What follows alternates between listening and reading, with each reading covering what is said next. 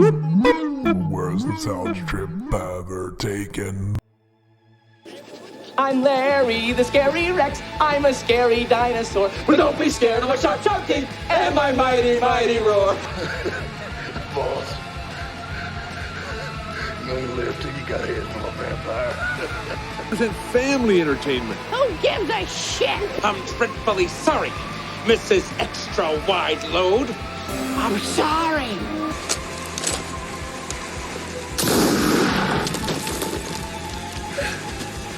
Not anymore. So you're trying to tell me that all these deaths are accidental? Must think we're all idiots here or something.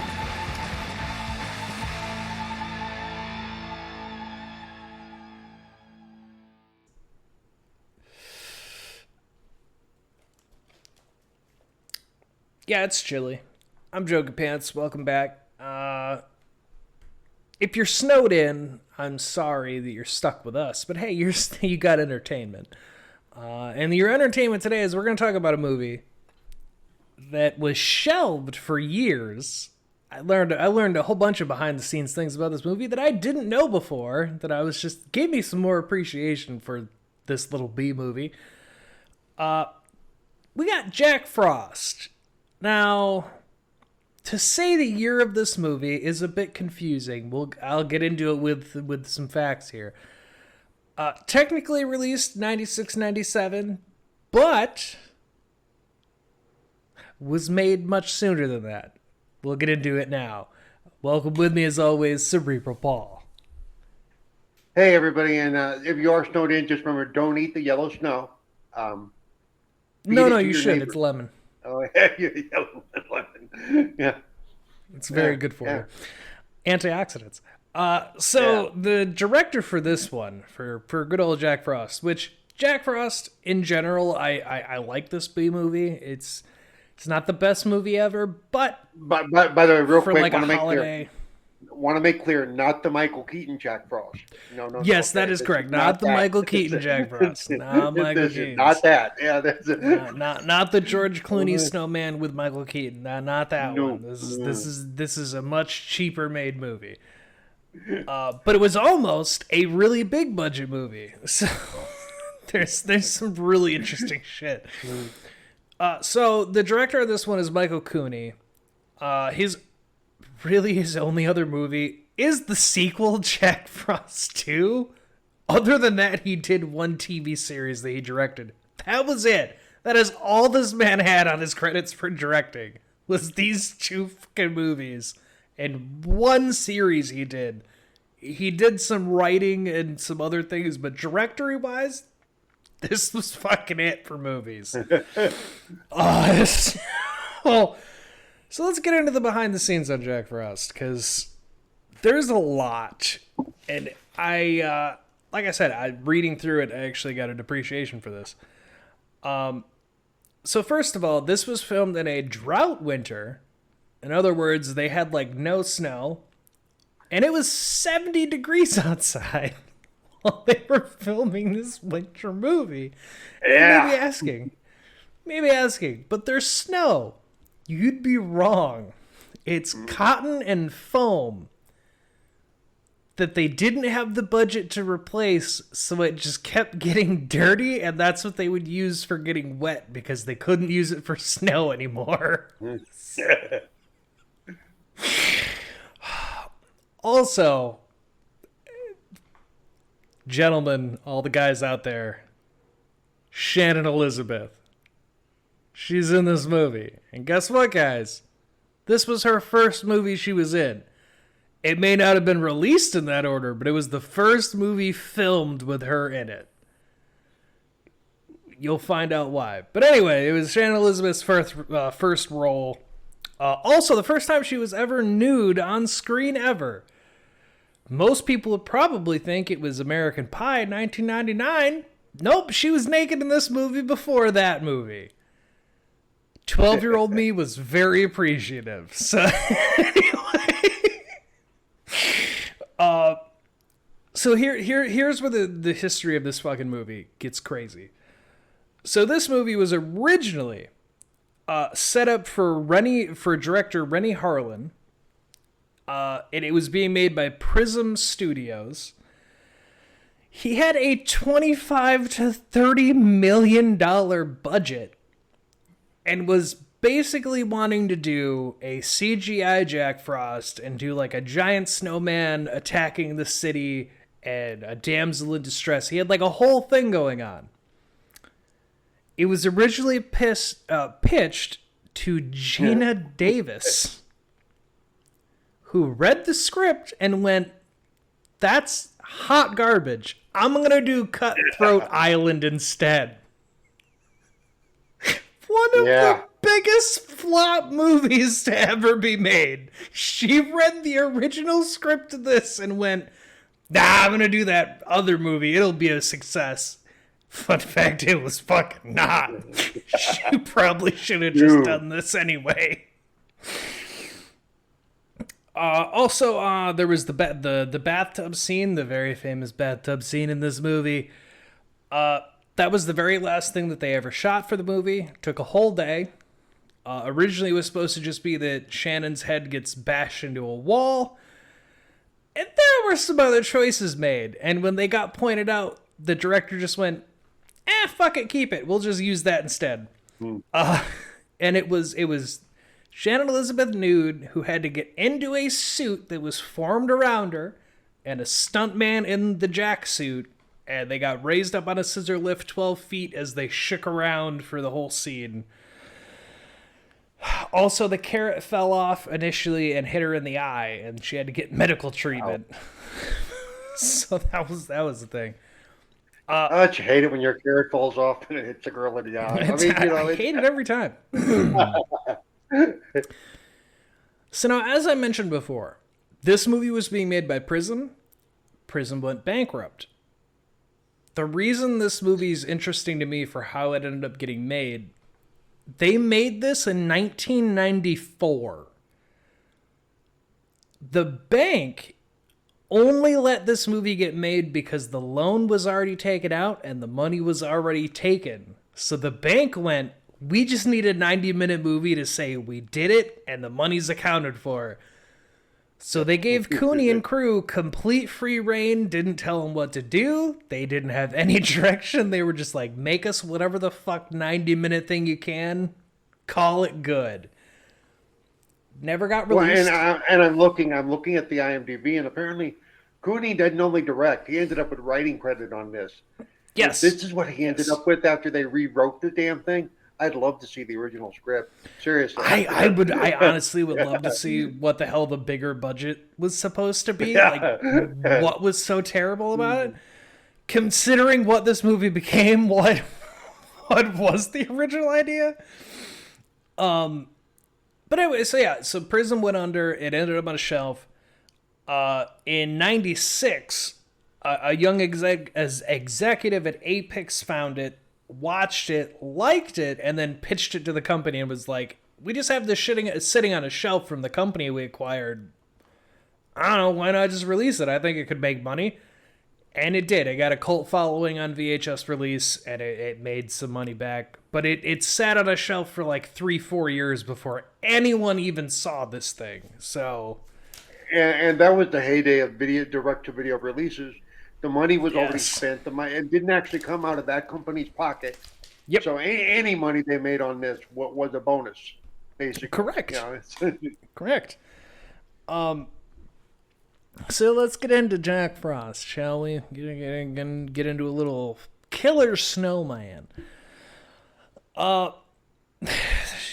So this movie opens up with narration by Jack Frost himself, who's playing a grandfather, telling a story to his granddaughter. She wants like just a bedtime story. And Grandpa's a little fucking irritated. So he's like, "Okay, you want a goddamn story? Okay. How about Jack Frost?" And she's all like, "Oh, like the snowman?" He's like, "Sure. Who murders people? We'll tell you that story." I like this grandfather because that would have been me, okay? I had the same thought. I was like, man, if I ever have kids, like, my kids and grandkids are going to hate me because this is something I would do. Yeah. Did a story, you got a story. Okay. But why did he hurt people? How should I know? Maybe his mum and dad never gave him enough hugs. Maybe they gave him too many hugs. Or maybe he just liked the colour red and things that went squish when he stuck sharp points in them. It doesn't matter. The only thing that's important is that no one could catch him. I swear to God, I'm reading my 5-year-old fucking Mary Shelley's Frankenstein. Okay,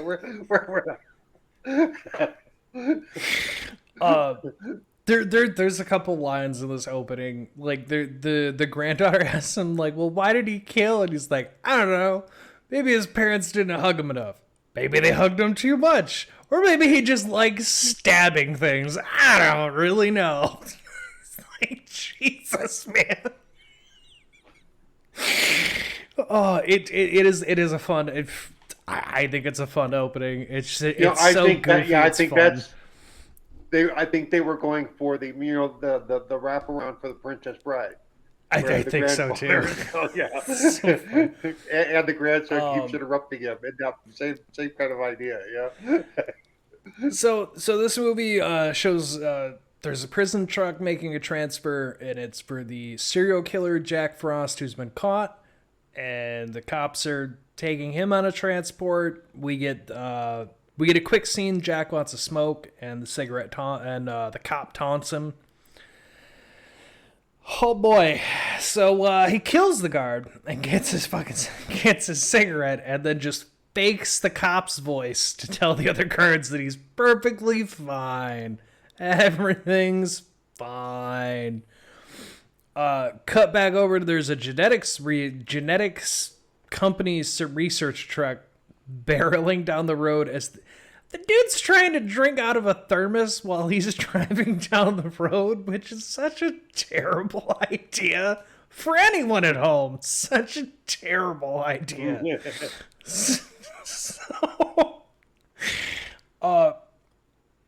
So the other guards kind of figured that something's going on because it's really quiet in the back. But it doesn't matter because they get a head-on collision with the genetics truck because it's super snowy out, I guess. Anyway, they crash. Jack gets flung out the back. Everyone's dead except one cop. And then the genetic liquid comes bursting out. And Jack even looks at it and says, well, this is gonna hurt. And it melts him down. And you think that he's dead. No, he's actually just getting Sandmaned. And he turns into the Joker. Oh wait, no, different liquid. No, yeah. I mean, no, he just turns into Sandman, but snow. I do have to say, when the snowman, when we get introduced to Jack Frost as the snowman, the effects of the evil smile on the snowman when he I did like that. I thought that was pretty cool, actually. You know, there's things in this movie I enjoy. It's like Frosty the Snowman with an attitude. I liked it. The cops also mention that it was a small town sheriff who happened to run across Jack and get him caught. Not like some big FBI agent, so they poke fun at him for it. Of that, just some small town sheriff was the one who got him busted just at random. Which then we cut over to said sheriff, Sam, who's having PTSD flashbacks about Jack at court, telling him that he'll find a way to get him and come back. It doesn't matter what he does, he'll find a way. They as much fun as they were having at the beginning of this movie, they should have named him Barney. I'm just saying. The small town guy, they could have named him Barney. Because only us old people would have got the joke. I would have even gotten the joke. That would have actually been really fitting. Him and his family drive by the accident. He tries to ask what's going on, but they shoo him off anyway. He doesn't even get to tell him he's a cop. He just gets shot down immediately. It makes me laugh because he pulls up and he's just like, "Hey, what's going on, and they're just like, "Keep moving along, sir." Man doesn't even try to voice that he's a cop. Just immediately, okay, and just keeps driving. And I'm like, you didn't even attempt to tell him, like, hey, I'm the local sheriff. What's the act? Nothing. Just kept going. This is kind of my job, but hey, whatever. Yeah, whatever. Yeah, we get the cop that survived, and he's talking about that Jack was like part of the snow and that he ran away, but he didn't have legs, and it's a whole thing. And we get to meet one of the agents that we'll meet later, Mr. Manners. Oh boy. So the son is making his dad breakfast the next morning. He's making a specialty oatmeal that the dad's not going to eat, and it won't really be important until the very end of the movie. But just know the son made him some very special oatmeal. I think this kid's a beginning of a serial killer himself, but we'll get to that when we get to it at the end. So, but his son's name is Ryan. Then we also get cut. We get cut into the town. We see that the people are having like some kind of snowman competition, and everybody's making their own kind of snowman. And the sheriff's talking over with everyone, and everybody's like, you're such a hero, you stopped that big bad killer, and blah, blah, blah. And him just like, yeah, I'd rather not think about the dude who sent me like numerous letters saying that he'll find a way to kill me and my family, and, things like that. I just don't want to talk about it, guys. I'm not really a hero. Because I know if somebody were to ever threaten me going, I'll find a way, and he's dead. I'm not thinking he's going to come back. Yeah. Yes, there's all that. We get introduced to the other characters like Jill, her boyfriend, and some of the other townspeople. He gets into the office, and his secretary's not really talking to him, and then he's like, God, act as if someone died. And then she holds up the little note, somebody died. How was your weekend skiing? Well, Marley, I don't like to ski myself, but Ryan and Ann told me that they had a really gnarly time. What's the matter? Somebody die?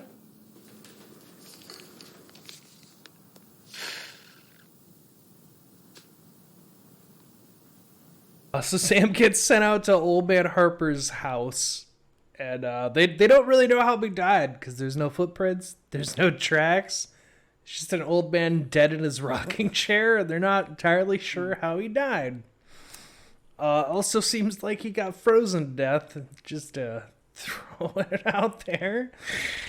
But yeah, Sam gets a little nervous about that. They just got rid of a serial killer. Did he not actually die? Is he still wandering around? Jack, is he still there? So Sam calls the again, and him thinking, well, this guy who apparently froze to death in his living room, could it be the serial killer? Why would your head go there? Was this Jack's modus operandi? Is he fucking Art the Clown? Did he create a freezer? Did he freeze people to death previously? Is that how he... what the fuck? So Sam calls the FBI. He gets Agent Manners, and Manners just blows him off. And just no, he's fucking dead. He's dead. Drop it. Immediately cut back to Agent Manners with another guy being like, all right, so he might not be dead. It seems your secret little genetic acid may have worked. And I'm like, what? Hey, it apparently wasn't a good secret because this guy knew enough about it to go, it may have worked. I've been like, how do you know about that? What do you mean it may have worked? Yeah, apparently they made some kind of secret genetic experimental thing that was being transported. And apparently convenience. It wasn't a good secret because apparently everybody knew about it. Yeah, not a good secret at all, actually. Back at the sheriff's station. Maybe before the truck crashed, it was on the side of the truck. Secret, Yeah, maybe. Maybe. Freezing genetic liquid, stay away. You know. The big Back caution at the, triangle, like on the back of those trucks. It's just the whole hood. The whole hood.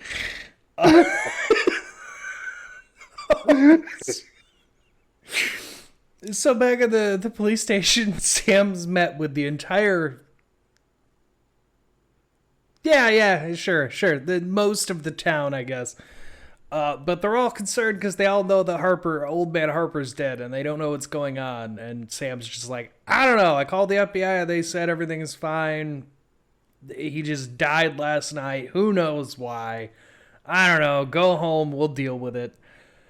He is a popsicle. Yeah. Like, the man's real dead.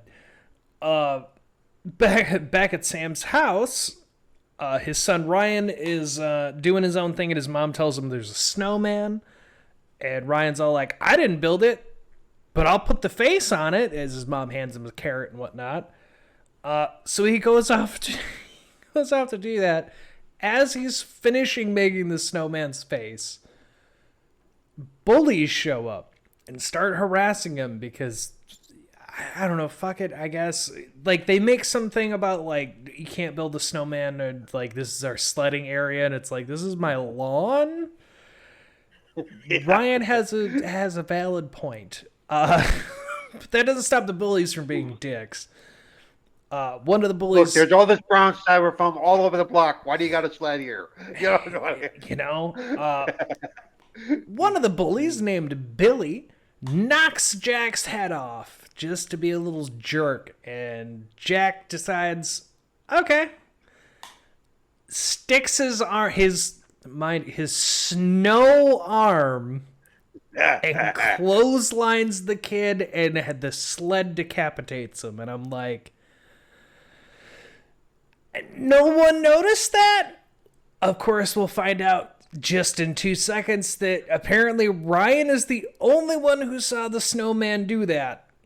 Somehow, with the group of bullies, only one person saw the snowman do what it did. And it's the one person who really doesn't give a shit. Okay. I don't know how that is, but... He's like, well, he deserved it. He kind of deserved it, yeah. God, yeah, and it turns into a whole argument with the bully's parents about that Ryan didn't do it, and then them arguing Ryan's crazy because how could a snowman have done it? Your kid's an insane person, which is fair. And I would say the same thing in that argument. It's like, your kid's fucking crazy. He said a snowman came to life. Well, the other option is your kid did it. That would be the other choice. I mean, True. And after a day of arguing about everything, Sam just can't shake the feeling that Jack isn't dead. That Jack's not gone. Something about everything, just 2 deaths in a row that just, I don't know, just putting him in an off mood. Something's not right. Again, because his other option is my son just killed somebody. Yeah. How crazy would it be if in the end it was just the sheriff dressed as the snowman? It's just him trying to cover for his son. Yeah. I told you the snowman was alive! So anyway. Yeah. So that night at the bully's house...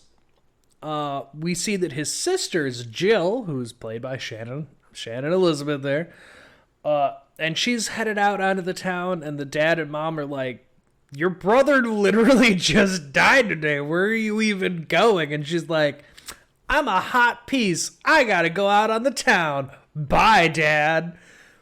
The dad is the only one who, like, grieves that the son died today. Literally like 12 hours ago. Meanwhile, the sister's just like, I gotta get laid later. And the mom doesn't seem to understand what's going on. And she's just like, we have to decorate the tree and put up decorations. And the dad's the only one like... She's in denial. Yeah. Even he calls her out. He's like, who gives a shit about any of that? Our son literally died 10 hours ago. What are you talking about?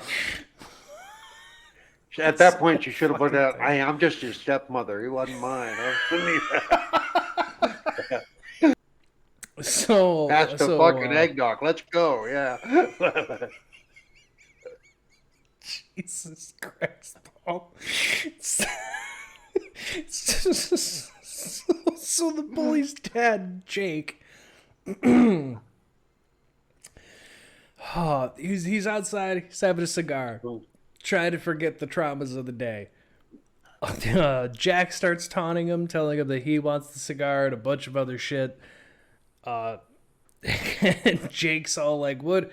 Who's there? Who's messing with me?" He takes the wood axe, which I get it, scare somebody off. Doesn't work when there's a snowman, though, as Jack Frost turns around, comes to life, and takes the axe from him, and then proceeds to make him eat it, handle first. That's not how axes work, but, Here's the thing. Jack makes too many puns. My one complaint for this movie is that Jack makes puns nonstop, and it can be a bit much. If they had toned the puns back just a tiny bit, I would like this movie even more. But he makes a pun.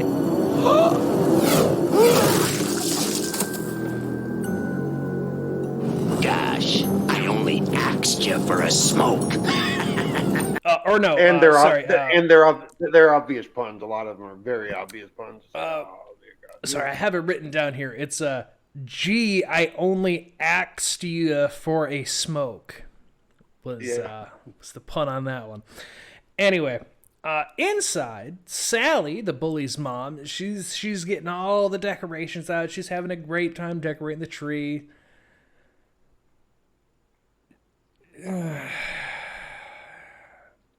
This will never be me. In fact, Sergeant Redacted has been talking about he can't wait to put up the tree and to decorate it. I'm the complete opposite. I could skip it. I don't care. I don't want to. Unless you make me do it. Living on my own. I never put up a tree. I don't care enough. I would be Jack Frost here. As Jack Frost comes up behind her, and then he pops an ornament into her mouth and breaks it, which is, God, that's awful. But then to make it even worse, he just shoves her face into all the ornaments repeatedly. Oh. Turns her into an for ornament. For all you young people out there, ornaments used to be made out of glass, and very sharp, small pieces of glass, by the way. So yeah, this would not be a nice way to go. This would. Yeah, he turns her into an ornament as he strings her up on the tree.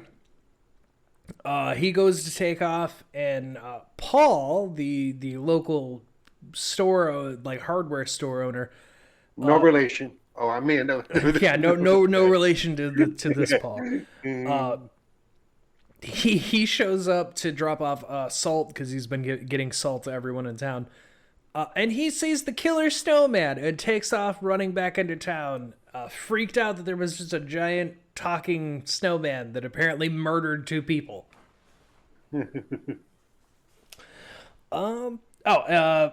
This is where we get Deputy Foster. He goes to check on the family simply because he's like, they had a rough time today. And he wanted to make sure they were okay. And he finds that they're both dead. They're very dead. Well, that is the epitome of a rough time. I gotta say. Yeah. He was there. Down at the office, Sam, he walks in to do whatever. And he starts talking about that he had called the FBI and that he got some asshole named Agent Manners and couldn't get a hold of anyone else, and that if the guy calls, and then it turns out Manners is already there, and he says, "I'm that asshole," and then they have a nice little convo. And he gets introduced to Agent Stone, and they say that they're there to help solve the murders. It's here that we learn, because they get called out to the house and they go investigate the whole murder of 2 people. The doctor brings up that the axe was put down in one swift motion, so whoever was super strong. I had to write in my notes. It's so funny to me to take Sally, the bully's mom, to take her body for evidence. Instead of taking her off the tree, you see behind them, they're just taking the whole tree. They're just walking the whole tree to the car, her with it. And I'm like, you probably could have taken the body off the tree. But oh yeah, all right. I guess to preserve the evidence that that might be what they do. Sure.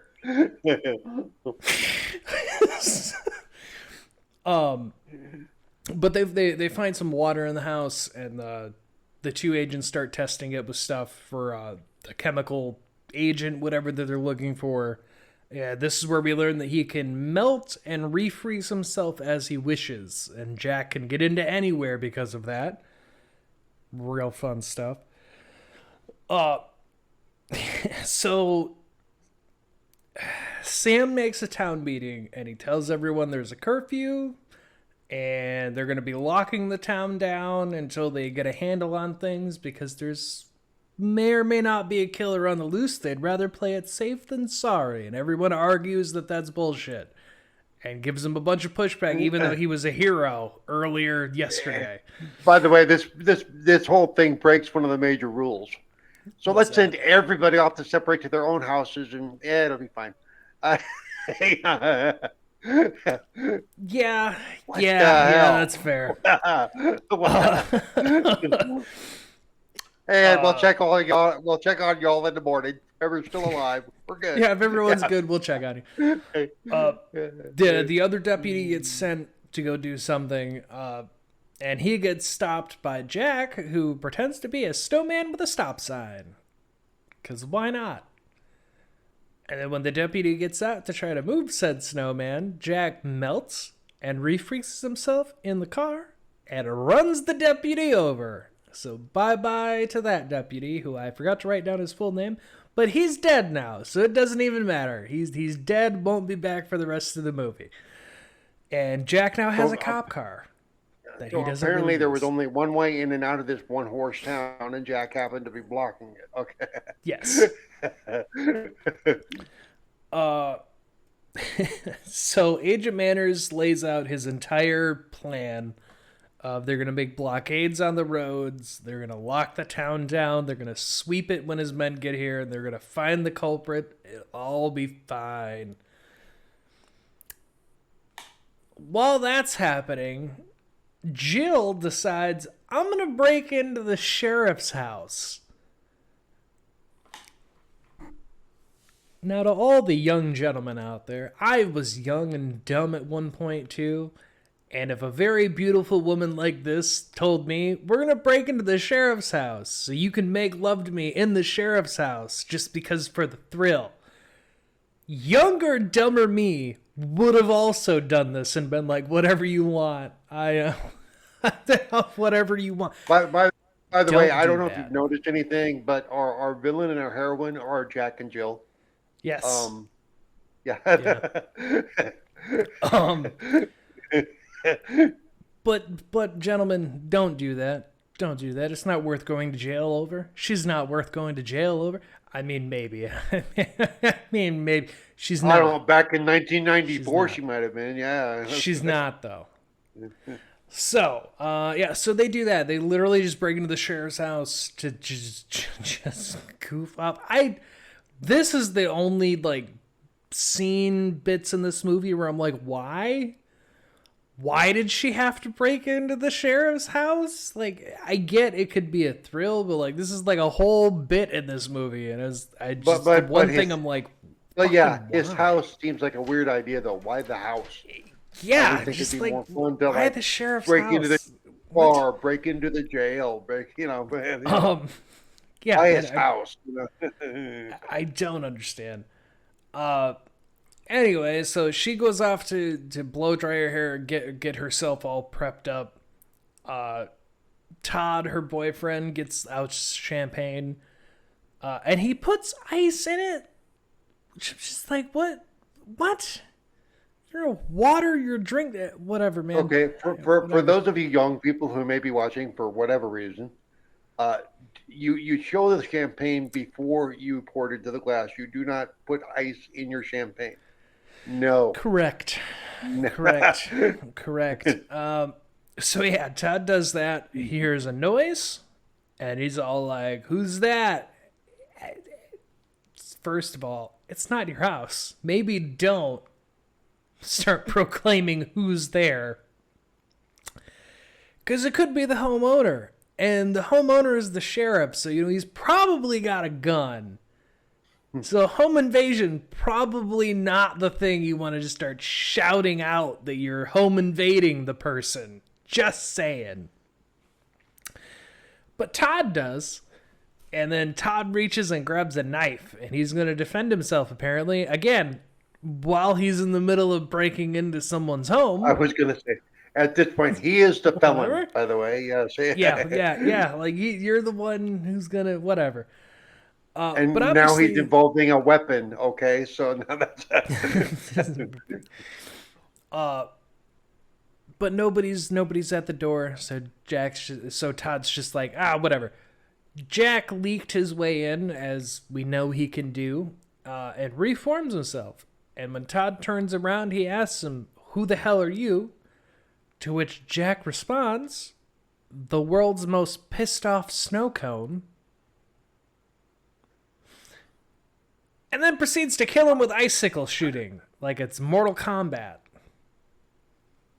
Well, my other issue is, I'm sorry, in no world am I going to turn around and see a snowman that wasn't there and start talking to it like it's fucking human. You wouldn't try to talk to the snowman? I find that hard to believe. But he kills Todd like seriously like a Mortal Kombat fucking Sub-Zero finisher. He just starts shooting him up with icicles.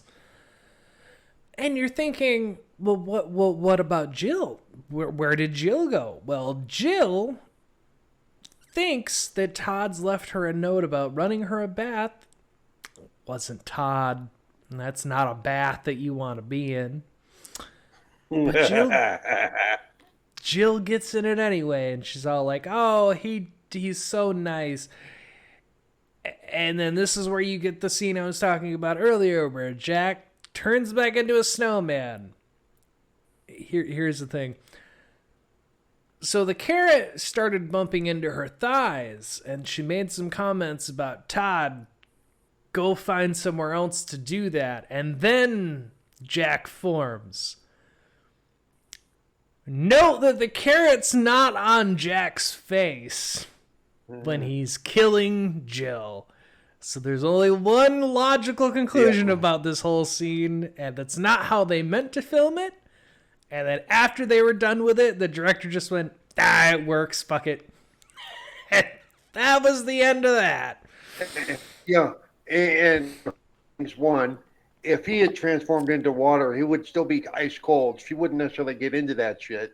Yeah, I don't know how he got warm or anything, but Now you're younger than me, but did you ever see the old show, the Super Friends, the old cartoon? Yes. And the twins, Jane and Jaina. Wonder Twin Powers activate. And there's actually a joke where one of them is, Wonder Twin Powers activate, and he goes, "Shape of Jaina's bathwater." That's what this reminds me of, Yes. Yes. He also makes a pun, because of course he does. Christmas came early this year, and then he leaves the bathroom. Boy, oh boy. So back at the sheriff's station. By the way, I want to remember, this is a grandfather telling the story to his grandchild. Yes, it is. Yes, it is. Yes, it is. So back at the sheriff's station, Agent Stone brings up that there's a storm rolling in, so all the backup they had coming is cut off, and they're not going to have any backup. So Matters asks what kind of firepower they have, and Sheriff just hands him his revolver and goes, there you go. We're a small town. I don't know what you think we got, but that's what we got. Fun fact, the sheriff's also a terrible beyond shot. Small town. That's also beyond small town. Yeah, yeah, it is. Yeah, it is. The dead deputy, Chris, his car pulls up to the station, and everyone goes outside to see what's going on, and the secretary kind of sees the scarf on the ground, and she's all like, isn't that blah, blah, blah's old scarf? Like, oh, look at this. And everybody going like, I don't know, maybe don't touch it, just because, like, it's weird that that's just here at the abandoned wet car for some reason. And Jack turns into Jack, to good old snowman. And it freaks everybody out, and everybody starts running into various directions. Jack starts shooting icicles and trying to kill people again. Also, I have the thing here. There's some editing things in this movie that I get they had like no budget, but it bothers me just a little bit. Because the sheriff and the agents go back into the sheriff's station. Everybody kind of gets locked in there to try to get away from Jack, and Jack starts flowing his way through the keyhole, melting his way down. Agent Manners starts shooting the water, which, first of all, I don't... What the fuck did you think you were doing? It doesn't work that way. It doesn't work that way. Yeah. Don't understand. What the heck? All right, stand clear. Damn it, it's not working! He's only vulnerable in his elemental state. English stone! He can only be hurt when he's frozen. But when he's shooting the water, there's no bullet holes in the floor. There's just like little water ripples. Like someone just throws like a water droplet. And that's what you get. It's just a fun little thing there. But yeah, that doesn't work. So then they're trying to figure out, well, what can they do? And they're like, well, snow can melt. Maybe we can melt him. And they set a bunch of aerosol cans to start spraying, and they prepare to jump out the window to blow up the building. Jesus took criminy. 2/3 of the movie for them to figure out that flame could be an issue here. Yeah. Yeah, it took them this long to really think about what a snowman's weakness might be. So anyway, they go to get out the window, but they realize they're missing keys to undo the lock. I have the note of, for the love of God, just grab the keys. Because Sam proceeds to just like, oh, I don't know, there's water on the floor. Oh. Man wastes like 10 minutes here. Like, not grabbing the keys because Jack could form at any moment. Meanwhile, he could have just grabbed the goddamn keys at any moment and avoided the whole situation entirely. Or hear me out. If they're going to do the whole aerosol cannon flame thing, do that to the keys, and the water around the keys would evaporate, and then you could just pick up the fucking keys. Yeah, could have been that too. So yeah, they all get out the window. They blow up the building. And they think it's all good. And then Jack reforms himself anyway. Because why not? And so then they realize, all right, well, what are we going to do now? And they're trying to get away. Everybody gets split up again and starts trying to go their own fucking ways. Ryan ends up in town, and Sam takes his son, obviously wants to keep him safe, and they get in the cop car. They're like, we're just going to drive out of town. I don't know, we'll figure out how to deal with this. But they don't have the keys, because Jack took those when he did his thing getting out of the car, apparently. And Jack just starts flooding into the fucking car, because how are you going to keep water out of a car? Personally, Ryan should have been able to hotwire that bitch. We already know he was on his criminal path. so he probably. Hey, yeah, he already murdered a kid, so might as well get carjacking in there. Get some Grand Theft Auto. So yeah, they're doing that. They get out of the car, and Ryan notices the special lunch his dad didn't eat. For whatever reason, Sam just goes, into Jack's face with the lunch, whatever. But Jack starts screaming in pain, and we see that he's like melted, not like snow melted, but half of his head looks like melted flesh now. And then Sheriff pulls his son close to him. He's like, Ryan, what did you put in those oats? What did you do making oatmeal this morning? And Ryan, the little psychopath, is just like, I didn't want you to get cold, so I put a little bit of antifreeze in it. Oh, Jesus. Yeah. Now, the sheriff just tells him, don't worry about it. I love you. We'll talk about it later. I would take the moment to just then be like, don't ever do that again. Like, that's poison. And if my son said anything other than, oh, I'm so sorry, I didn't know, I'm disowning you. You are immediately going for adoption. I wouldn't even say that before I was sitting in front of the facility to have the doctor check him out.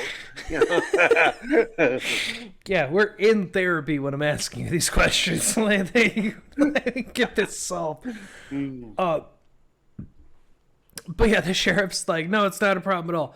Antifreeze is the thing that we need to use then. And he sends his son and the hardware owner with the truck over to the store to fill the back up with antifreeze. And they're going to kill Jack that way. I feel like you could have also just ran and grabbed some and started throwing it at him. But hey, who am I? So, Jesus Christ. So yeah, Paul and Ryan do that. They load up the back of the truck with antifreeze. Sam keeps Jack distracted, running through the sheriff's station, just trying to keep him occupied. Eventually he gets caught by Jack, and Jack starts stabbing him with an icicle. Just telling him, like, I told you I'd get my revenge and I'd find a way. Found the way. Up until Ryan and Paul return with the antifreeze truck, and then Sam, after faking his death, grabs onto Jack, throws him out a window into the back of the truck, and melts him into nothingness. And they put him all back. Sorry. They miss an arm, and then the arm tries to kill Ryan because, the arm's still also sentient. So then they have to baptize Ryan, and they just baptize him in antifreeze and get rid of the arm. And Ryan asks him, well, what are we going to do? How do we know he won't come back? They already thought of that, Ryan. They bottle up all the antifreeze and they bury it 6 feet under, because nothing bad could possibly happen doing that. Not at all. And that's the end of the movie. If they melt him down, they bottle him back up, and they bury it. And apparently they're not going to worry about Ryan's chemical burns or anything from, basically chugging and bathing in antifreeze. But so I rewatched this before recordings today. I was up early.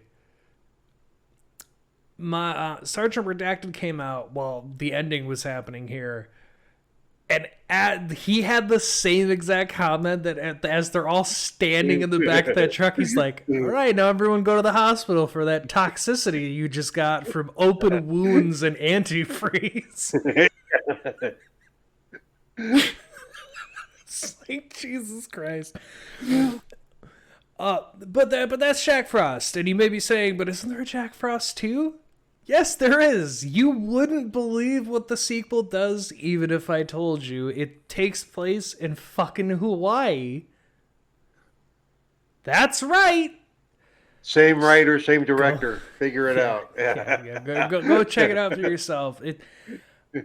it also has fun with its ridiculous premise in the second one as well. But this was Jack Frost 1. It's like a cult classic, I would say, in the B movies. Much like Paul had said, it came out during the VHS, the high life of everyone was just direct to video on anything. So it found its home. Oh, yeah, its audience. Yeah. I was told about it from friends in elementary who had seen it, and then I got curious, and then I went and watched it because I only knew the Jack Frost with Michael Keaton. So, but anyway. So as always, folks, first of all, happy holidays. And in some ways, this one was better. I'm sorry. Well, for the timing that this episode's coming out, hopefully you're all enjoying your holiday seasons. You're all staying safe, staying happy out there during this month. Who knows what December is actually going to be like by the time we're recording this, but one can only hope.